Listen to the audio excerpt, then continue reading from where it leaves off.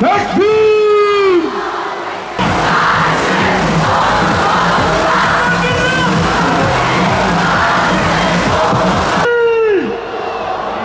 Allahu Ekber! Allahu Ekber! Allahu Ekber!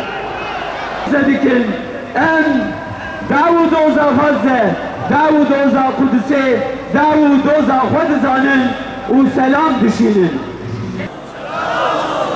Kudüs'e, Ramallah'a, El Halil'e, Beytüllahim'e, Cenin'e, Refah'a, Cibaliye'ye, Nablus'a, Kalkilya'ya.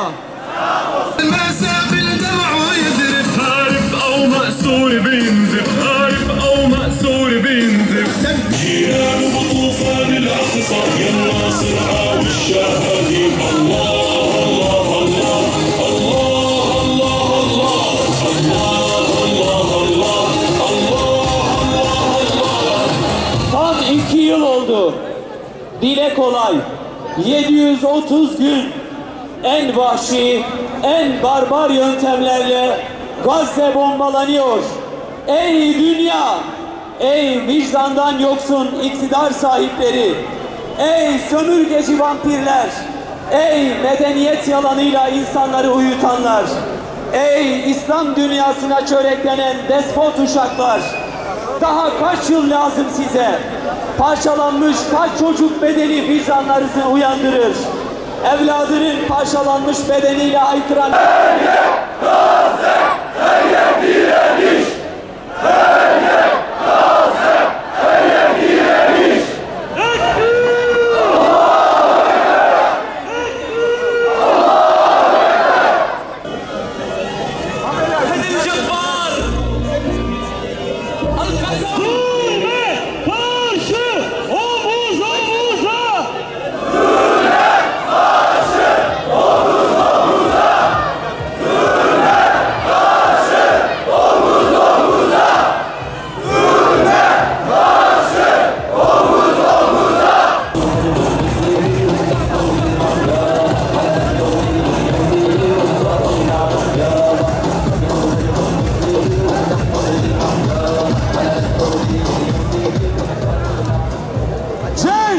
Cihad, şehadet! Cihad, şehadet! Cihad, şehadet! Cihad, şehadet!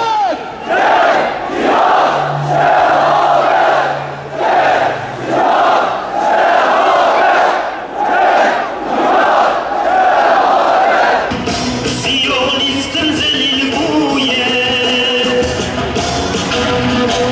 Tekbir! Tekbir! Tekbir!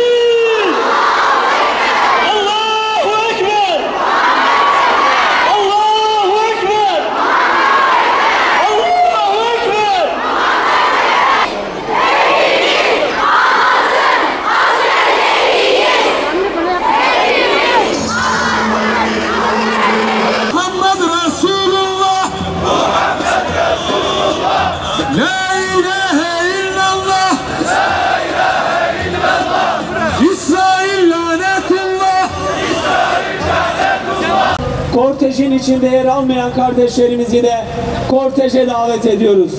Biraz sonra gecenin karanlığını aydınlatacak ışıklarla olsun Filistin direnişimiz! Filistin direnişimiz! Daha kaç yıl lazım size? Parçalanmış kaç çocuk bedeni vicdanlarınızı uyandırır? Evladının parçalanmış bedeniyle haykıran her yer direniş! Her yer Gazze! Her yer direniş! Her yer Gazze! Her yer direniş!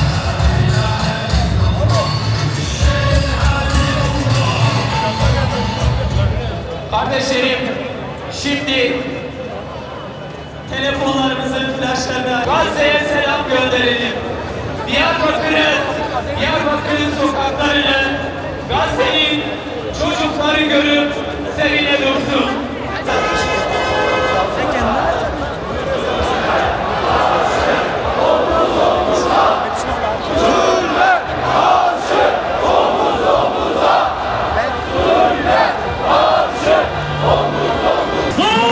İsrail! İsrail! Katil! Amerika!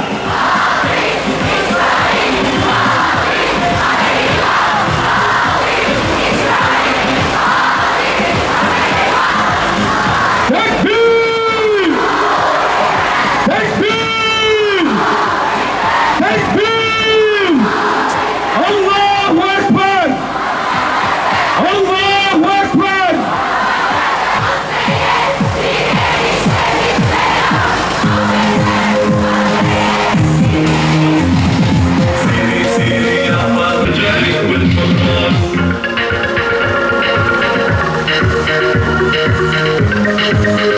Filistin direniş tarihinde nice önderler geldi geçti. Her biri Hamas'ın, İslami cihadın ve tüm direnişin her bir ferdine, efsane komutan Şehit Şeyh Ahmet Yasin'e,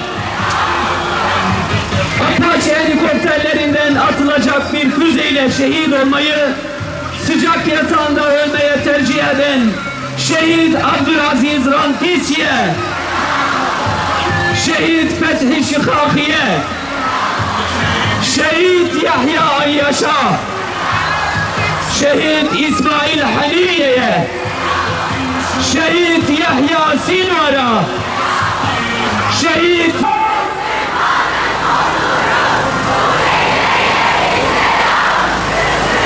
Şimdi bir kez daha telefonlarımızın ışıklarını açıyoruz. Tüm kardeşlerimizden ricamız telefonlarımızın ışıklarını açıp elimizi havaya kaldırıyoruz. طوفان المعدة مثل ما البركان في الأقصى وغزة هز بن صهيون يا القسام هز هز بن صهيون يا القسام هز قبل الحرب طوفان ثاني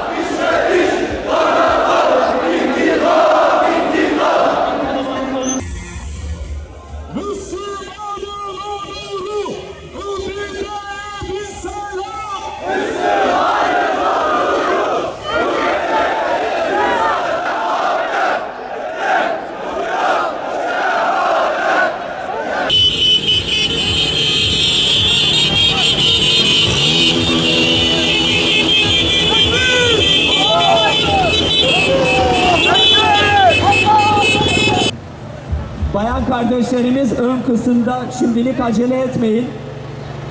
Acele etmeyelim lütfen. Sağlıklı bir diziliş yapmamız gerekiyor.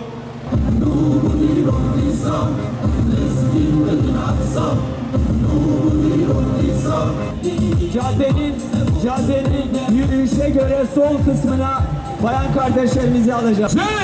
Cihad! Şehadet!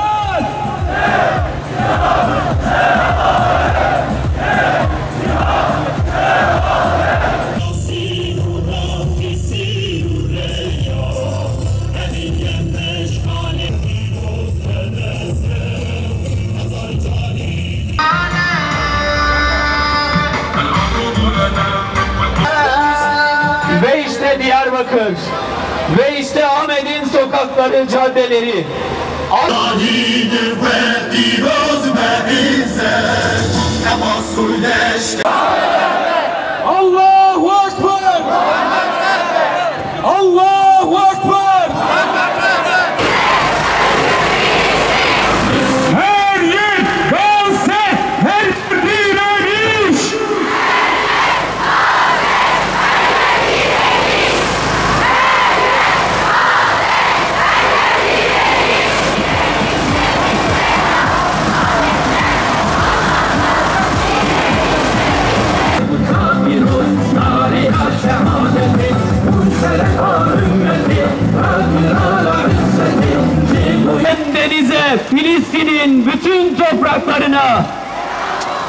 Kudüs'e, Ramallah'a, El Halil'e, Cibaliye'ye, Nablus'a, Kalkilya'ya 100 yıldan fazla zaman geçti.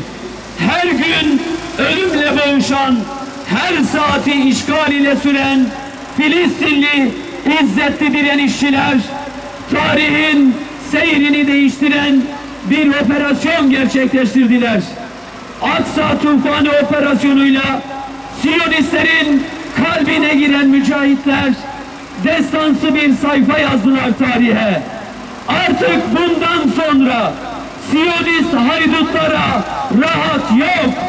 Onlar tarihte olduğu gibi yine meleklerin ve insanların lanetiyle zelil bir yaşama mahkum oldular.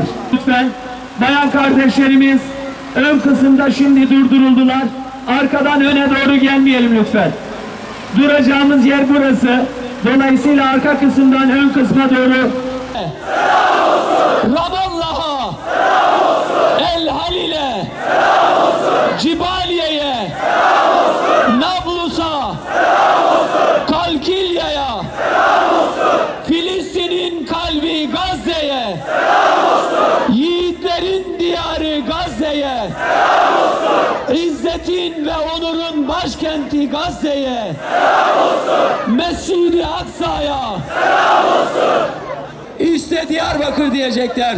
İşte onurlu insanların, izzeti insanların yanındaki duruşu ve işte Ahmet'in sokakları diyecekler. Tekbir! Tekbir!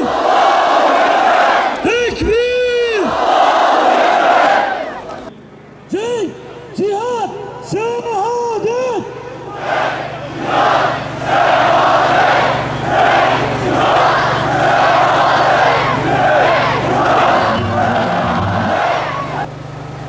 Siyonistlerin bölgeye gelmesiyle işgal başladı ve 100 yılı aşkın bir süredir Filistinliler bu işgali ilmik ilmik yaşıyorlar. Kemiklerine kadar yaşıyorlar. Binlerce insan şehit ve sosyal medyada da Aksa tufanını, Gazze'lilerin sesini yükseltmek adına özellikle X platformu kullanan kardeşlerimizden Aksa tufanı etiketine, tagına destek vermek isteyeceğiz ve alandan görüntüler paylaşalım inşallah. Filistin halkı yalnız değildir.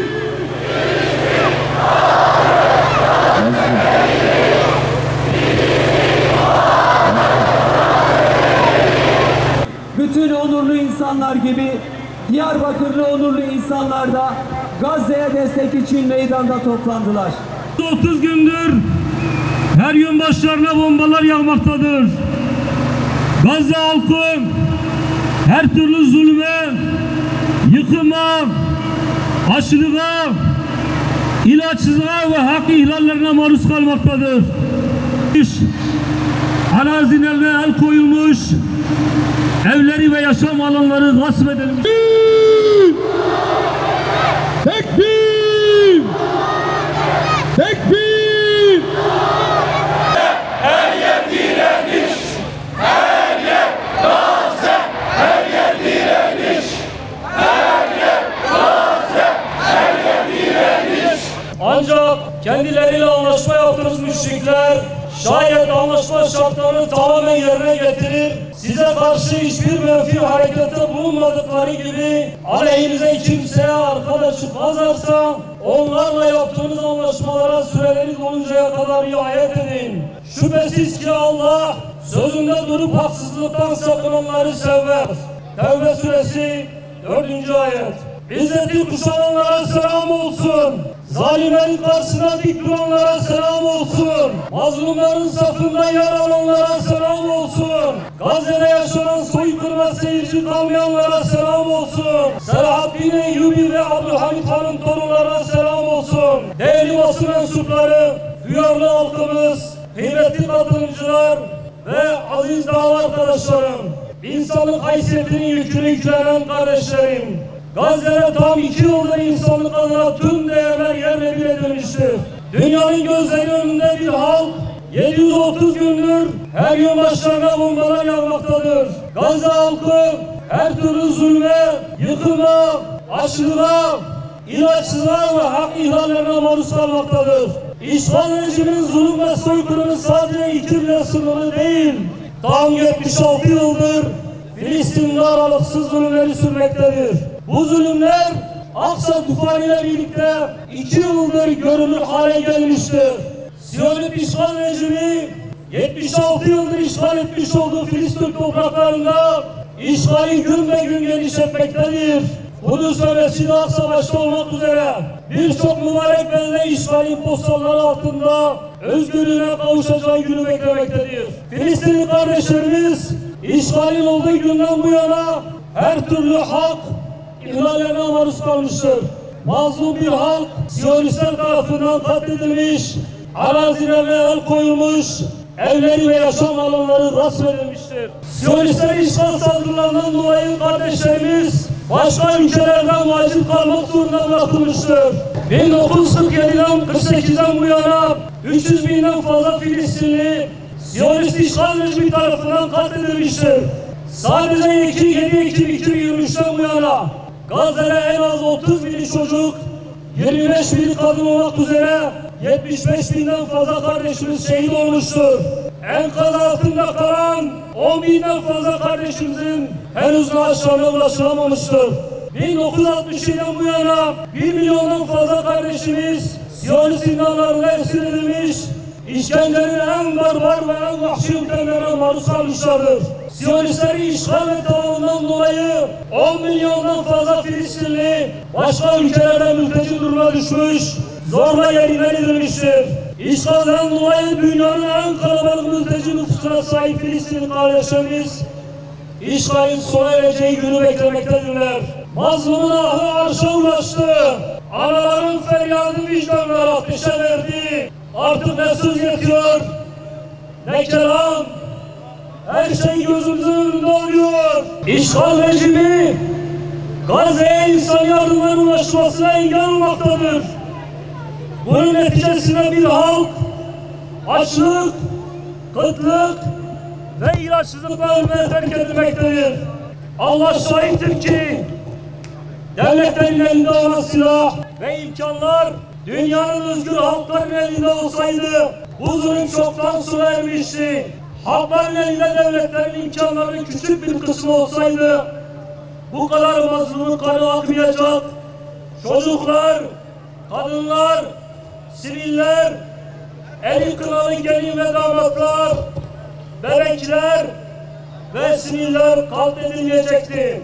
Gazze'de şehit olanları, yaralı sayısı, açlıktan dolayı şehit olanların sayısı, yardım noktasında kurşuna dizilenlerin sayısı, birer istatistik bilginin ötesinde her bir canın hayattan koparılışıdır.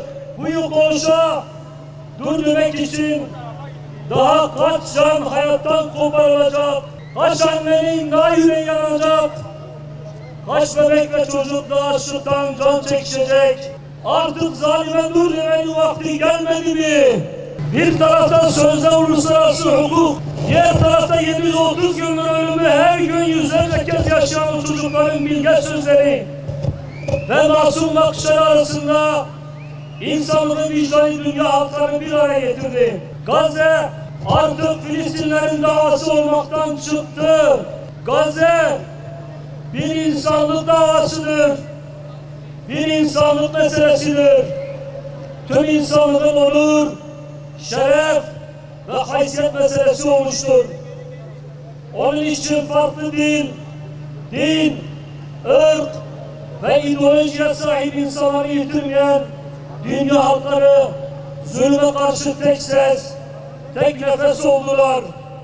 Dünya halkları Gazze için büyük bir insanlık koalisyonu kurdu.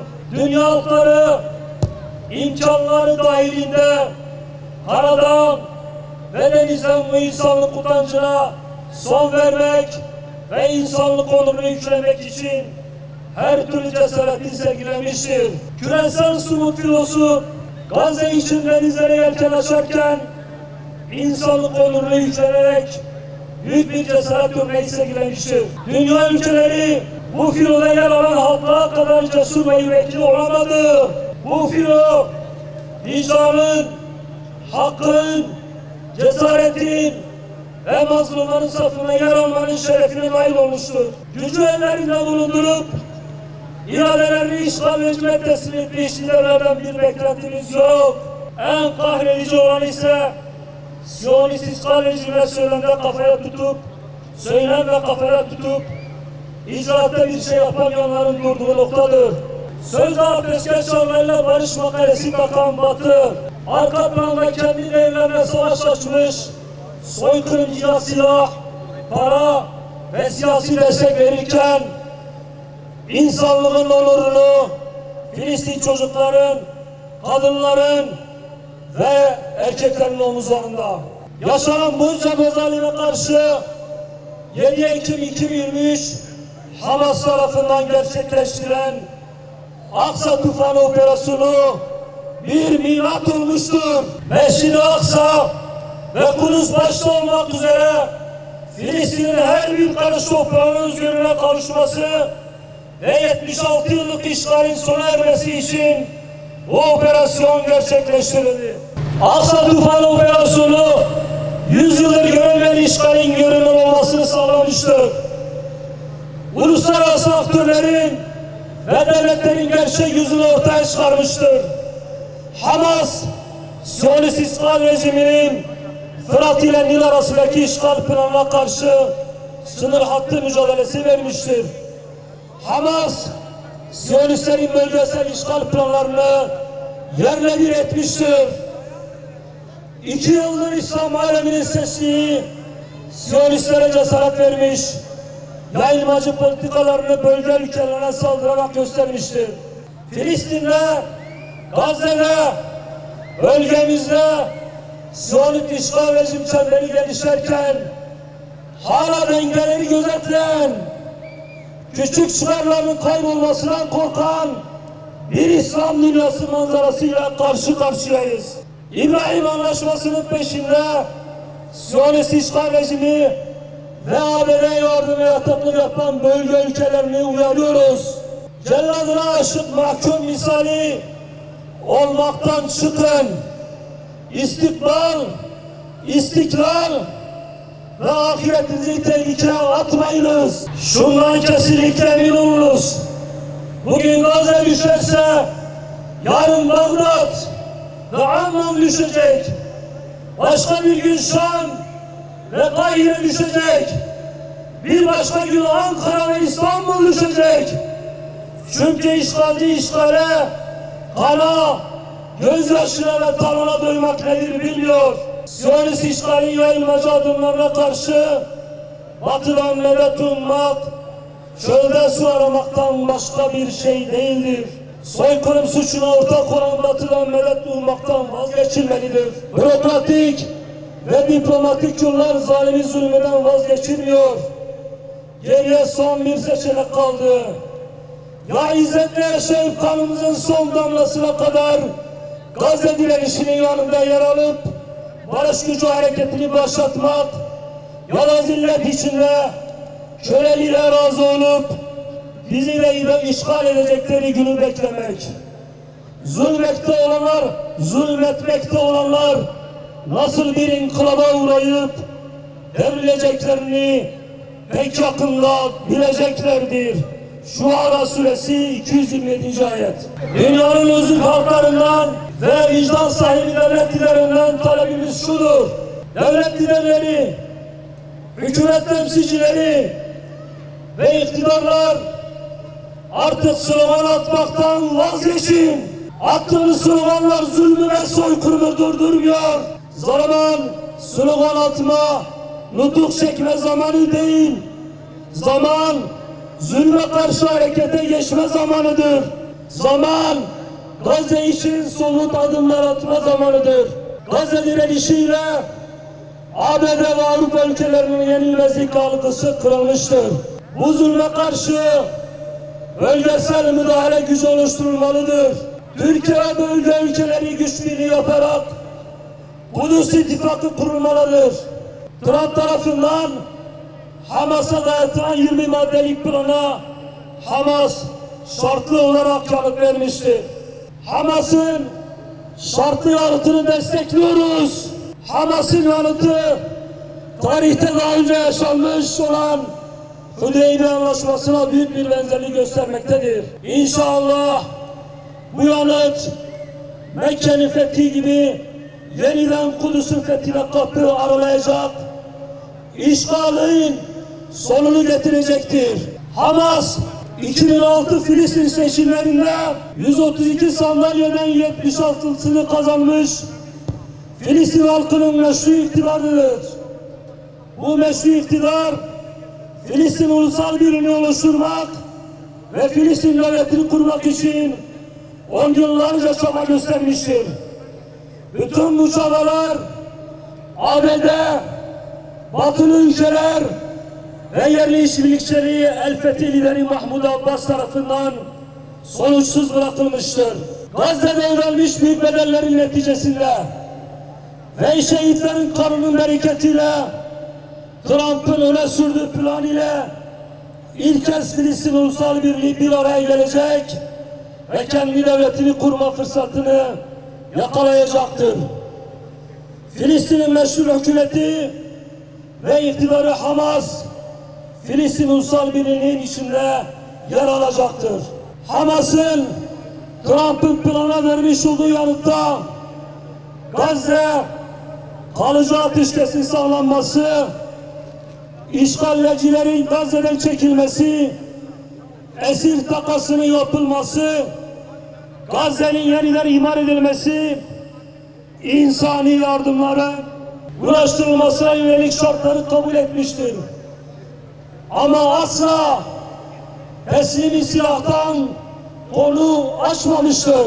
Uluslararası kararlar neticesinde Gazze'de kalıcı ateşkesin sağlanması, işgalcilerin Gazze'den çekilmesi, Gazze'nin yeniden imar edilmesi, insani yardımların ulaştırılmasına yönelik söz konusu kararlar pratikte yerine getirilmelidir. Türkiye başta olmak üzere arabulucu ülkeler Siyonistler ittifakına baskı yapmalı, Gazze'nin ve Filistin halkının iradesini temsil eden Hamas'ın yanında yer almalıdır.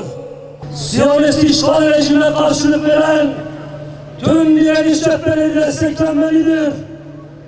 Direnişe askeri, lojistik, teknolojik destek verilmelidir. Boykotun büyük bir silah olduğunu unutmayalım. Ömür boyu boykot idrakiyle hareket edilmelidir. Siyonist işgal rejimine destek sağlayan ürünleri boykot etmeye devam ediniz. Bir dönem değil, ömür boyu boykot bilinciyle hareket edilmelidir.